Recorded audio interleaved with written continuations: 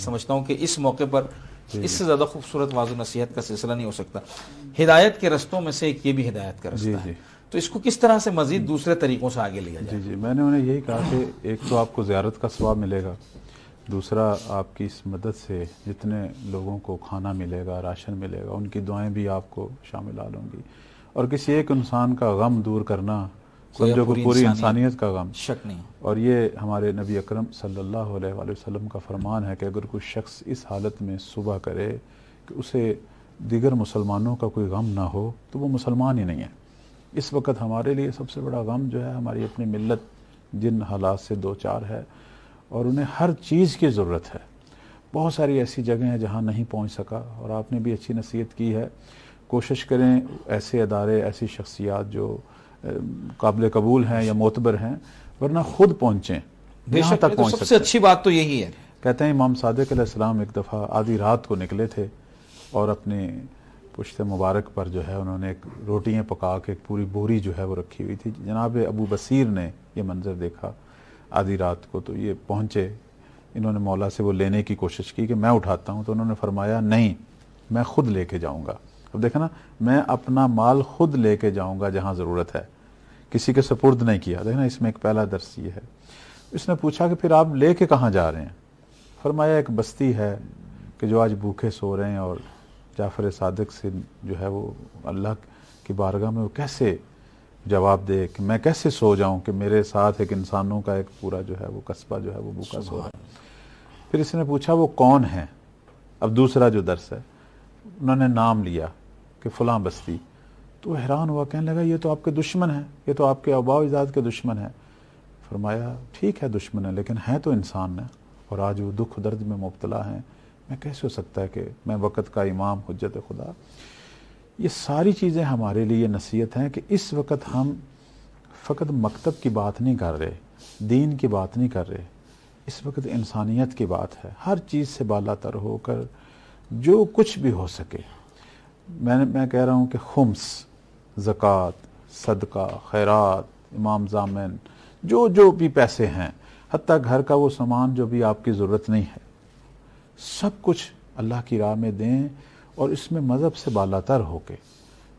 اور یہ ساری خلق خدا ہے، اس میں کسی ایک کا بھی درد مٹائیں گے، یوں سمجھے ہم خدا کو قرض دے رہے ہیں. مولا علی کا قول ہے نا قبلہ، انسان دو طرح سے تمہارا بھائی ہے، یا تو دینی بھائی ہے یا اولاد آدم ہے. یا اولاد آدم سے. اور خود یہ جو پروردگار کی طرف سے بات قرض کی آئی ہے کہ مجھے قرض دو، اس میں کوئی لفظ مومن یا مسلمان کی نہیں آئی. میرے کسی بندے کا، میرے کسی عبد کا اگر کوئی مداوع کرے، اگر کوئی اسے پیسے دے، تو گویا اس نے خدا کو قرض دیا ہے. ہماری باقی زندگی میں بھی یہ برکات ہیں، اور ہمارے جو ارادے ہیں وہ بھی پورے ہوں گے. جیسے ایک شخص جو ہے وہ حج پہ جانا چاہتا تھا، لیکن کوئی اور مشکل پیش آ رہی تھی، اس نے رسول اللہ سے پوچھا میں یہ کام کروں وہ کام کروں. اب حج جو تھا اس کا شاید مستحب تھا، لیکن وہ جو کام تھا وہ واجب تھا. تو رسول اللہ نے فرمایا آپ وہ واجب کام کریں، حج پہ نہ جائیں، البتہ تمہیں اس نیت کا ثواب ملے گا. بعد میں ہمارے پیغمبر نے فرمایا کہ اللہ نے ایک فرشتہ مقرر کیا جو تیری ہی شکل میں اس نے جا کے یہ سارا حج کیا، اور تجھے وہ ثواب بھی مل گیا. اور قبلہ وہ تو مقبول ترین ہوا نا، مقبول ترین. میں کروں تو نہ جانے کس نیت کے ساتھ کیا میرے دل میں چل رہا ہے. اب میں یہ بھی کہوں گا کہ درست ہے، یہ جتنے بھی مقامات مقدسہ کی زیارت ہے اور یہ سارے یہ واجبات نہیں ہیں، یہ مستحبات ہیں، توفیقات ہیں. لیکن اب ہمارا وطن جن حالات سے دو چار ہے، اس وقت وہاں واجب ہو چکا ہے. اگر میرے پاس کوئی اضافی مال ہے جو میں نے کسی مستحب کام کے لیے رکھا ہے تو وہاں صرف کرنا واجب ہے. حسینیت یہی ہے کہ وقت کہ اپنی تکلیف شرعی دیکھے. ایک جو درس ہم قیام امام حسین سے لیتے ہیں وہ کیا ہے؟ میرا شرعی وظیفہ کیا ہے؟ شرعی وظیفہ یہ ہے کہ میں قیام کروں، امر بالمعروف کروں.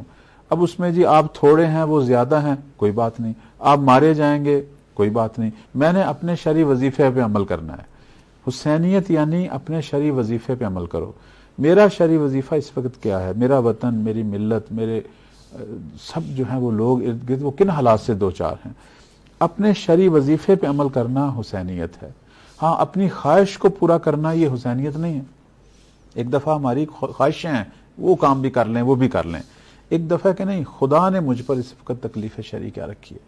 اگر میں کسی کی مدد کو پہنچ سکتا ہوں، اگر کچھ دے سکتا ہوں تو یہ دینا واجب ہے. آج کے دور میں یہ دینا، یہ سارے امور مجھ پہ واجب ہیں.